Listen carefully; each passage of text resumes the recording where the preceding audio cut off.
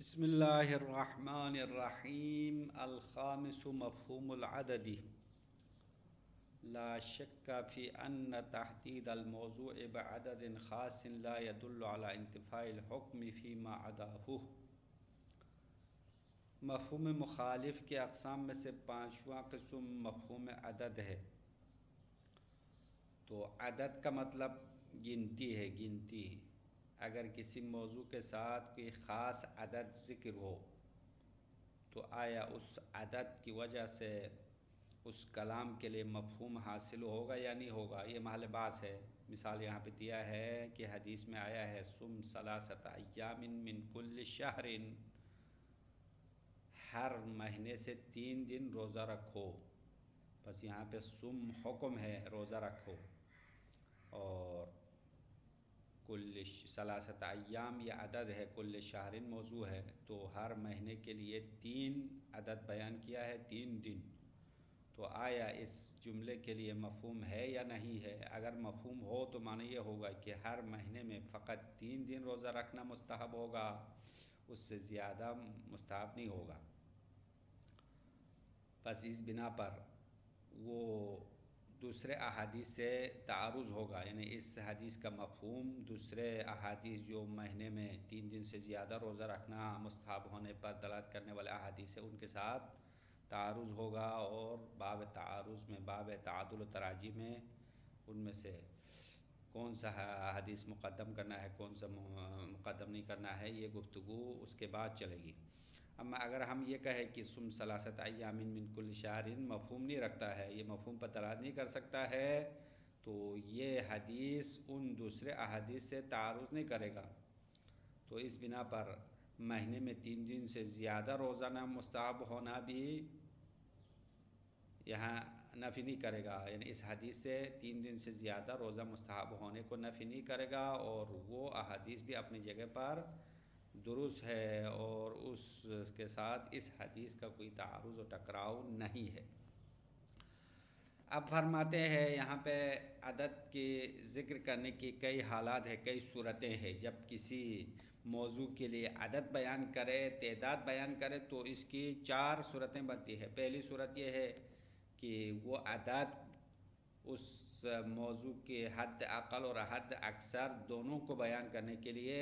ذکر کیا جاتا ہے، اور دلیل اور قرینے سے ثابت ہو چکا ہے کہ عدد حد اقل اور حد اکثر دونوں کو بیان کرنے کے لیے ذکر ہوا ہے۔ مثال کسی نے کہا تصدق بخمسۃ دراہم لا اقل ولا اکثر، اس طرح عدد ذکر کیا ہے۔ تو اگر اس طریقے سے عدد ذکر ہو جس میں حد اقل اور حد اکثر دونوں حد بندی کی گئی ہو، تو یہاں پہ عدد مفہوم رکھے گا، یعنی صدقہ 5 درہم سے کم دینا بھی فائدہ نہیں ہوگا، اور 5 درہم سے زیادہ دینا بھی واجب نہیں ہوگا۔ یہ ایک صورت ہے، حد اقل اور حد اکثر دونوں کو ذکر کرنے کے لیے عدد ذکر ہوا ہے۔ دوسری صورت یہ ہے کہ عدد ذکر ہوا ہے حد اقل کو بیان کرنے کے لیے، حد اکثر کے بارے میں خاموش ہے۔ مثال اسی مثال کو لے لیں گے، تصدق خمسۃ دراہم لا اقل، یعنی 5 درہم صدقہ دے دو، کم نہیں۔ تو اس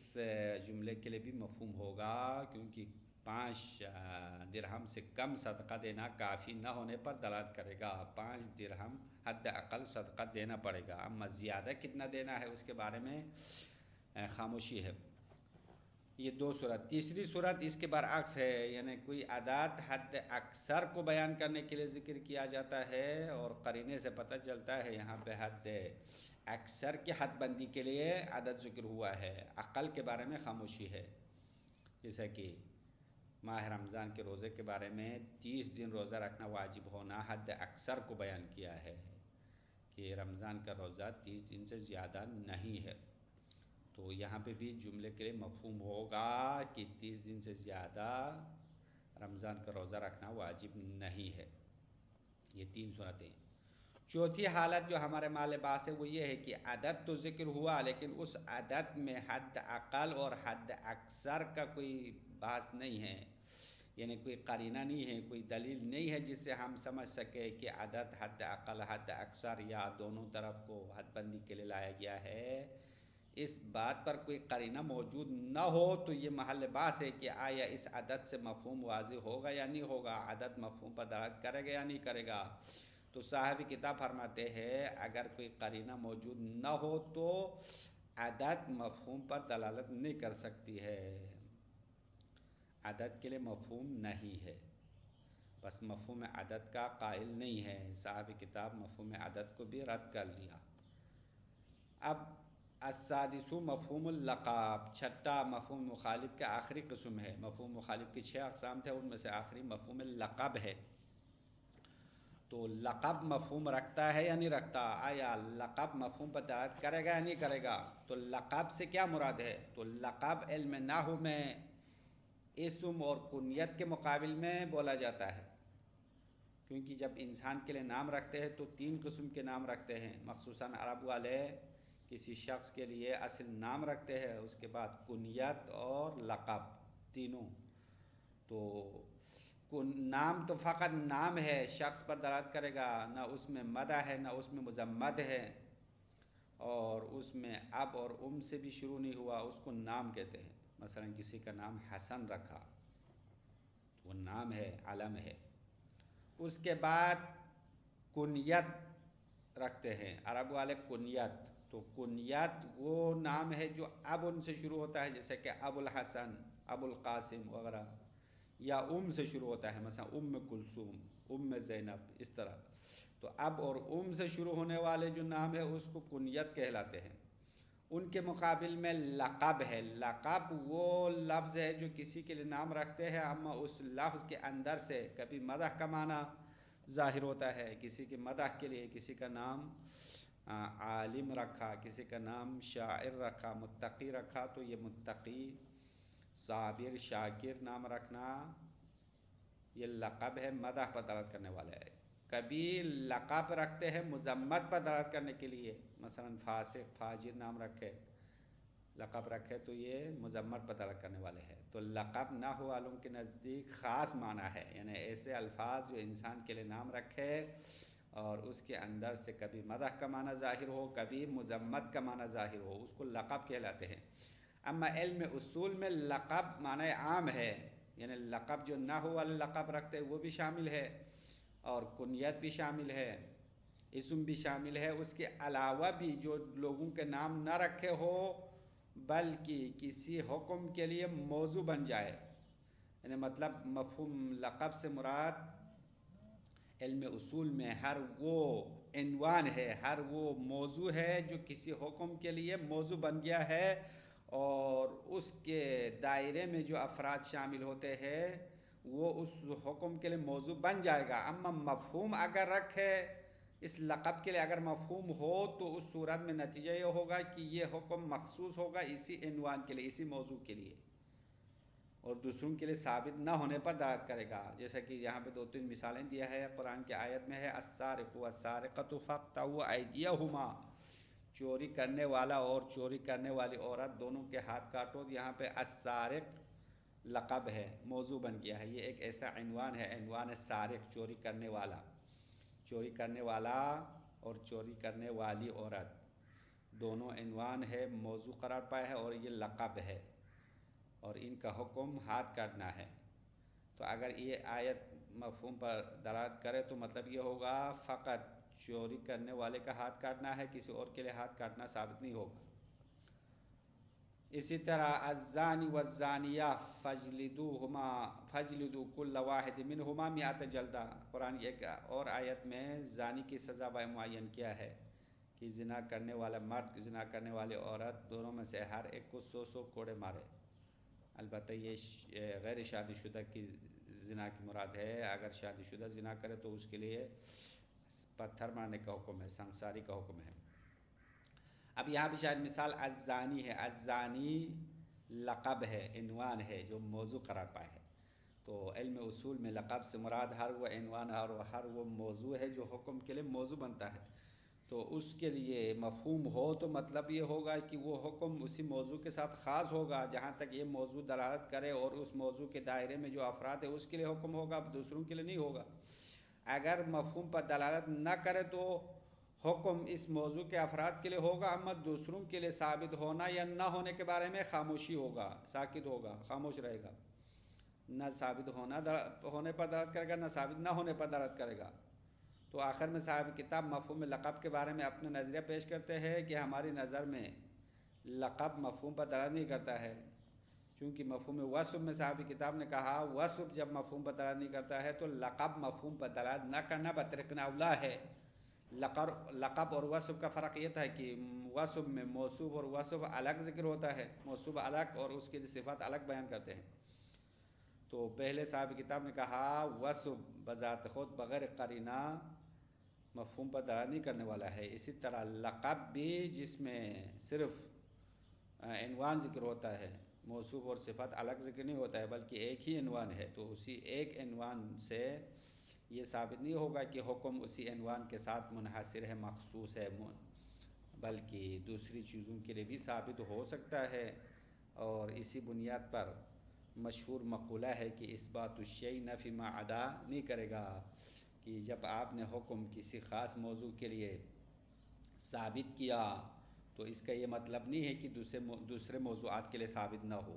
ممکن ہے یہ حکم اس موضوع کے لیے بھی ثابت ہو، اس عنوان کے لیے بھی ہو، دوسرے کے لیے بھی ہو۔ اور آخر میں صاحب کتاب فرماتے ہیں کہ بعض علماء کا یہ کہنا ہے کہ تمام مفہوم مخالف کی اقسام میں سے مفہوم اللقب سب سے کمزور ہے،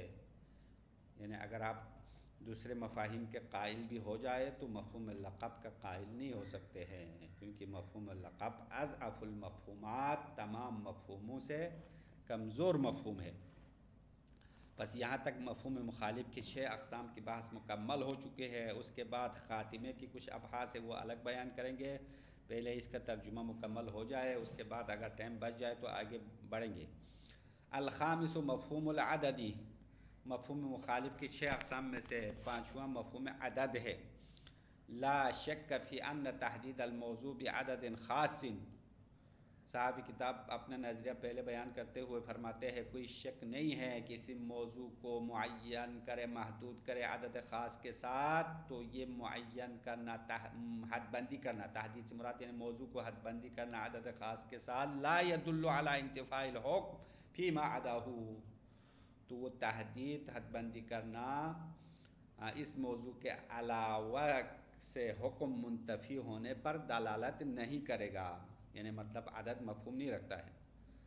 قرینہ نہ ہونے کی صورت میں عدد مفہوم نہیں رکھتا۔ فَإِذَا قِيلَ، اب اس کے لیے مثال دیتے ہیں، موضوع کو حد بندی کرنے کی مثال یہ ہے، فَإِذَا قِيلَ، جب کہا جائے صُمْ ثَلَاثَةَ أَيَّامٍ مِّن كُلِّ شَهْرٍ، ہر مہینے سے 3 دن روزہ رکھو، تو یہاں پہ ہر مہینے کے لیے 3 دن کی قید لگا دی ہے، تو فَإِنَّهُ لَا يَدُلُّ عَلَىٰ عَدَمِ اسْتِحْبَابِ الصَّوْمِ غَيْرِ الثَّلَاثَةِ الْأَيَّامِ، تو یہ قول دلالت نہیں کرے گا کہ 3 دن کے علاوہ روزہ رکھنا مستحب نہ ہونے پر دلالت نہیں کرے گا، یعنی ممکن ہے 3 دن سے زیادہ بھی روزہ رکھنا مستحب ہو۔ فلا يعارض الدلیل علی استحباب صوم ایام اخر، بس یہ دلیل، یہ قول، یہ حدیث دوسرے دنوں میں روزہ مستحب ہونے کی دلیل کے ساتھ تعارض نہیں کرے گا، یعنی 3 دن روزہ رکھنا مستحب ہے ہر مہینے سے، اور ممکن ہے اس سے زیادہ بھی روزہ رکھنا مستحب ہو، 4 دن 5 دن روزہ رکھے، وہ بھی مستحب ہونا نفی نہیں کرے گا، یعنی صم ثلاثۃ ایام سے دوسرے دنوں کے روزہ رکھنا مستحب نہ ہونے پر دلالت نہیں کرے گا۔ اگر مفہوم ہو، عدد کے لیے مفہوم ہو، تو مفہوم یہ ہے کہ 3 دن روزہ رکھنا مستحب ہے، 3 دن کے علاوہ مستحب نہیں ہے، یہ سمجھے گا۔ تو صاحب کتاب نے اس مفہوم کو رد کیا، نہیں اس طرح نہیں سمجھ میں آئے گا۔ نعم لو کان الحکم للوجوب مثلا، ہاں نعم کے بعد صاحب کتاب کہتے ہیں ہاں 1-2 صورتوں میں عدد کے لیے مفہوم حاصل ہوگا، اما وہ قرینے کی وجہ سے ہوگا، ہمارے معلباس قرینے سے خالی والی صورت میں ہے۔ ہاں لو کان الحکم للوجوب مثلا، اگر حکم وجوب کے لیے ہو، وکان التحدید بالعدد من جہت الزیادہ، اور عدد کے ذریعے سے حد بندی کرنا زیادہ کی طرف سے ہو، لبیان الحد الاعلی، یعنی حد اکثر کو بیان کرنے کے لیے آیا ہے، تو فلا شبہۃ فی دلالتہ علی عدم وجوب الزیادہ، تو یہاں پہ کوئی شک و شبہ نہیں ہے کہ وہ حکم دلالت کرتا ہے کہ دلالتہ ہی، یعنی وہ عدد، دلالتہ ہی عدد کی طرف لینا، اس عدد کا زیادہ واجب نہ ہونے پر دلالت کرنے میں شبہ نہیں ہے، فلا شبہۃ فی دلالتہ علی عدم وجوب زیادہ، زیادہ واجب نہ ہونے پر اس عدد کے دلالت کرنے میں شبہ نہیں ہے، یعنی یہاں پہ عدد حد اکثر سے زیادہ واجب نہ ہونے پر ضرور دلالت کرے گا، کا دلیل صوم 30 یوما من شہر رمضان، جیسا کہ ماہ رمضان کے 30 دن سے زیادہ واجب نہ ہونے پر دلالت کرنا یہ واضح ہے، ولیکن هذه الدلالة من جہت خصوصیت المورد، لیکن یہ دلالت اس مورد کے خاص وجہ سے ہے، اس مورد کی خصوصیت کی وجہ سے ہے، لا من جہت اصل التحدید بالعدد، اما خود عدد کے ذریعے سے حد بندی کرنے کی وجہ سے نہیں ہے، خود عدد کی وجہ سے زیادہ واجب نہ ہونے پر دلالت ثابت نہیں ہے، حتی یکون لنفس العدد مفہوم، تاکہ خود عدد کے لیے مفہوم ثابت ہو جائے، ایسا نہیں ہے، فالحق ان التحدید بالعدد لا مفہوم له، تو آخر میں صاحب کتاب کہہ رہے کہ قول حق یہ ہے کہ عدد کے ذریعے سے حد بندی کرنے کے لیے کوئی مفہوم نہیں ہے، یعنی مفہوم عدد کا قائل نہیں ہے، صاحب کتاب نے مفہوم عدد کو بھی رد کر لیا۔ السادس مفہوم اللقب، مفہوم کی 6 اقسام میں سے، مفہوم مخالف کی 6 اقسام میں سے آخری مفہوم لقب ہے، المقصود باللقب، لقب سے مراد کل اسم، ہر وہ نام ہے، سواء کان مشتقا ام جامدا، برابر ہے کہ وہ اسم جامد ہو یا مشتق ہو، وقع موضوعا للحکم، وہ اسم حکم کے لیے موضوع ہوا ہے، اس کو لقب کہتے ہیں، علم اصول میں اسی کو لقب کہتے ہیں، کالفقیر فی قولہم اطعم الفقیر، جس طرح اطعم الفقیر والی مثال میں فقیر لقب ہے جو اطعم کے لیے موضوع واقع ہو گیا ہے، فقیر کو کھانا کھلاؤ تو فقیر موضوع حکم ہے،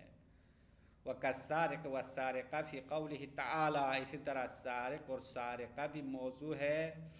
فَاقْطَعُوا أَيْدِيَهُمَا کے لیے، السارق چوری کرنے والا، والسارقۃ چوری کرنے والی عورت کے، فَاقْطَعُوا أَيْدِيَهُمَا دونوں کے ہاتھ کاٹ لو، تو ہاتھ کاٹنے کا حکم سارق اور سارقہ والے موضوع پر لاگو ہوا ہے، اور سارق اور سارقہ یہاں پہ لقب ہے، ومعنى مفہوم اللقب نفی الحکم عما لا يتناولہ عموم الاسم، اور مفہوم لقب کا مطلب کیا ہے، اگر لقب مفہوم رکھے، لقب مفہوم پر دلالت کرے تو اس کا مطلب یہ ہوگا کہ حکم اس اسم کی عمومیت کو شامل نہ کرنے والوں سے نفی ہوگا، یعنی اس عنوان میں جو افراد ہے اس کے لیے فقط حکم ہوگا، دوسروں کے لیے حکم ثابت نہیں ہوگا، یعنی دوسرے افراد کے لیے حکم ثابت نہ ہونے پر دلالت کرے گا، اگر مفہوم لقب ثابت ہو جائے، لقب کا مفہوم ثابت ہو جائے تو ایسا ہی ہوگا، اما صاحب کتاب کہہ رہے کہ نہیں، ہمارے نظر میں لقب کے لیے کوئی مفہوم نہیں ہے، لقب کا مفہوم ثابت نہیں ہے، ومعنى مفہوم اللقب، مفہوم اللقب کا معنی نفی الحکم عما لا يتناولہ عموم الاسم، ہر وہ چیز سے جو اسم کا عموم شامل نہیں کرنے والا ہے اس کے ساتھ حکم منتفی ہونے پر دلالت کرے گا، وبعد ان استشکلنا فی دلالت الوصف علی المفہوم، اور بعد اس کی کہ ہم نے وصف مفہوم پر دلالت کرنے میں اشکال کیا، تو فعدم دلالت اللقب اولا، پس لقب مفہوم پر دلالت نہ کرنا بطریق اولا ہے، فإن نفس موضوع الحکم بعنوانہ لا یشعر بتعلیق الحکم علیہ، بے شک حکم کا موضوع اپنے عنوان کے ساتھ ہونا، فإن نفس موضوع الحکم، یعنی خود حکم کا موضوع اپنے عنوان کے ساتھ ہونا، لا یشعر یہ ظاہر نہیں کرتے ہیں بتعلیق الحکم علیہ، حکم اسی کے ساتھ معلق ہونے کو ظاہر نہیں کرے گا۔ مثال کسی نے کہا اکرم العالم، عالم کا اکرام کرو، تو عالم موضوع ہے، تو عالم یہ نہیں کہتا ہے کہ اکرام فقط میرے لیے ہونا چاہیے۔ عنوان عالم اس بات پر دلالت نہیں کرتا ہے کہ حکم اسی عالم کے ساتھ معلق ہے۔ فضلا عن ان یکون له ظہور فی الانحصار، چی جائے کہ اس عنوان کے لیے انحصار میں ظہور ہو، یعنی حکم اسی موضوع کے ساتھ منحصر ہونے پر دلالت کرنا تو دور کی بات ہے، اظہار بھی نہیں ہے، اشعار بھی نہیں ہے۔ اما مفہوم وصف میں بعض علماء نے کہا تھا، بلکہ آغا مظفر نے بھی مان لیا تھا کہ موضوع کے لیے اگر کوئی وصف لائے تو وصف مشعر ہے، مشعر تعلیق ہے، کہ وصف لانے سے پتہ چلتا ہے، انسان کو کچھ حد تک معلوم ہوتا ہے کہ یہ حکم اسی موضوع سے معلق ہے، تعلیق ہے۔ اما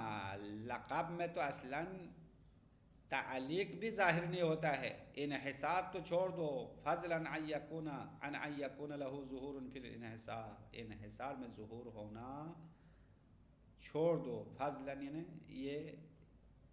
چی جائے کی کہتے ہیں ترجمہ، محاورہ ترجمہ کیا ہے، چی جائے کہ اس عنوان کے لیے انحصار میں ظہور ہو، یعنی انحصار میں ظہور ہونا دور کی بات ہے، وہ تو بالکل ظاہر نہیں ہے۔ اشعار اور اظہار بھی حد تک بھی نہیں ہے، لقب میں حکم اسی کے ساتھ تعلیق ہونے کا اشعار اور اظہار تک بھی نہیں ہے، تو انحصار ہونا بہت بڑی بات ہے، اس کو تو چھوڑنا پڑے گا۔ نعم غایت ما یفہم من اللقب، ہاں انتہائی جو لقب سے بات سمجھ میں آتی ہے وہ یہ ہے کہ عدم تناول الشخص الحکم، حکم شخصی، شخص حکم تناول نہیں ہے، شامل نہیں کرنے والا ہے، لغیر ما یشملہ عموم الاسم، ان چیزوں کے علاوہ کے لیے جو عموم اسم شامل کرنے والا ہے، ان کے علاوہ کے لیے حکم کا شخص شامل نہ ہونے پر دلالت کرے گا۔ جب آپ نے کہا اطعم الفقیر، فقیر کو طعام کھلاؤ، تو یہ ایک حکم جو اس قول میں آیا ہے، اس حکم میں آیا ہے، وہی ایک دفعہ کھانا کھلانا فقط فقیر کے لیے ثابت ہوگا، یہ شخص حکم ہے۔ اما مفہوم میں تو نوع حکم کی بات ہے، کل طعام، ہاں یعنی مطلقاً حکم طعام، حکم اطعام فقیر کے علاوہ کے لیے ثابت نہ ہو تو مفہوم واضح ہوگا، لیکن یہاں تو شخص اطعام ہے، یعنی ایک دفعہ کھانا کھلانا، ایک مرتبہ کھانا کھلانا فقیر کے لیے ہی ہوگا، کیونکہ اطعم الفقیر میں الفقیر کو جب موضوع بنا دیا تو شخص حکم اسی کے ساتھ منحصر ہوگا۔ اما نوع حکم کے بارے میں یہ جملہ کچھ نہیں کہے گا، آیا فقیر کے علاوہ دوسروں کو کھانا کھلانا کسی اور وجہ سے، فقیر نہ ہو، کوئی عالم ہو، کوئی متقی ہو، تو عالم ہونے کی وجہ سے کھانا کھلانا، متقی ہونے کی وجہ سے کھانا کھلانا، اپنے ہم شہری ہونے کی وجہ سے کھانے کھلانے کی باتیں اس جملے سے واضح نہیں ہیں، آیا ان کو کھانا کھلانا ہے یا نہیں کھلانا ہے۔ بس لقب ذکر کرنے کا فقط ایک فائدہ ہے، وہ یہ ہے کہ یہ حکم، شخص حکم اس عنوان کو شامل نہ کرنے والے افراد کے لیے ثابت نہیں ہوگا۔ نعم غایت ما یفہم من اللقب، ہاں انتہائی بات جو لقب سے سمجھ میں آتا ہے وہ یہ ہے کہ عدم تناول شخص الحکم، یعنی جزئی حکم، شخص مراد یعنی حکم جزئی شامل نہ ہونا ہے، لغیر ما یشملہ عموم الاسم، ان چیزوں کے علاوہ کے لیے جو عموم اسم شامل نہیں کرنے والا ہے۔ وَهَذَا لَا كَلَامَ فِيهِ، اور اس بات میں کوئی بحث نہیں ہے، شخص حکم جزئی حکم ثابت نہ ہونے میں کوئی بحث نہیں ہے، یہ تو سب مانتے ہیں۔ اما عدم ثبوت نوع الحکم لموضوع آخر، اما نوع حکم کسی اور موضوع کے لیے ثابت نہ ہونا، فلا دلالت له علیہ اصلا، تو نوع حکم کسی اور موضوع کے لیے ثابت نہ ہونے کے لیے لقب دلالت نہیں کرے گا اصلاً یعنی کبھی بھی. فلا دلالت لہو لقب کے لیے کوئی دلالت نہیں ہے. علیہ یعنی علیہ کی ضمیر لوٹاؤ عدم ثبوت نو حکم یعنی عدم ثبوت نو حکم پر لقب دلالت نہیں کرے گا اصلاً دلالت نہیں کرے گا یا اصلاً اس کے لیے دلالت نہیں ہے. اصلاً دلالت نہیں ہے بلکہ خاموشی ہے. نہ حکم ثابت ہونے پر دلالت کرتا ہے نہ ثابت نہ ہونے پر. نوع حکم موضوع سے ہٹ کر دوسرے افراد کے لیے ثابت ہونا اور نہ ہونا اس جملے سے لقب سے واضح نہیں ہو رہا. وقد قیل ان مفہوم اللقب اضعف المفہومات. آخر میں صاحب کتاب کہتے ہیں کہ بے شک یہ بات کہی گئی ہے علماء میں یہ بات مشہور ہے کہ ان مفہوم اللقب اضعف المفہومات. مفہوم اللقب تمام مفہوموں سے کمزور مفہوم ہے. سب سے کمزور کو آخر میں رکھا ہے. تو صاحب کتاب آغا مظفر نے مفہوم مخالف کی 6 اقسام میں سے تقریباً 3 مفہوم کو مان لیا ہے, 3 کو رد کیا ہے. مفہوم شرط کو مان لیا, مفہوم حصر کو مان لیا ہے اور اس کے علاوہ مفہوم حصر کے ساتھ ایک اور مفہوم کو مان لیا تھا, مفہوم غایت. ہاں مفہوم غایت. تو یہ 3 مفہوم کو صاحب کتاب نے کچھ حد تک مان لیا. اما باقی مفہوم لقب, مفہوم عدد اور مفہوم وصف ان تینوں کو رد کیا. تو مفہوم کے اصل گفتگو یہاں تک مکمل ہو گئی ہے. مفہوم مخالف کی 6 اقسام مکمل ہونے کے بعد باب مفاہیم کے خاتمے میں مزید کچھ دلالت کے بارے میں بات کریں گے جس کا نام دلالت اقتضاء و تنبیہ و اشارہ ہے. اور یہ گزشتہ مفاہیم میں داخل نہیں ہے, یہ الگ قسم کی دلالت ہے اور اس کی حقیقت کیا ہے اس کے بارے میں اگلے درس میں ہم گفتگو کریں گے. وصلی اللہ علی محمد و آلہ الطاہرین.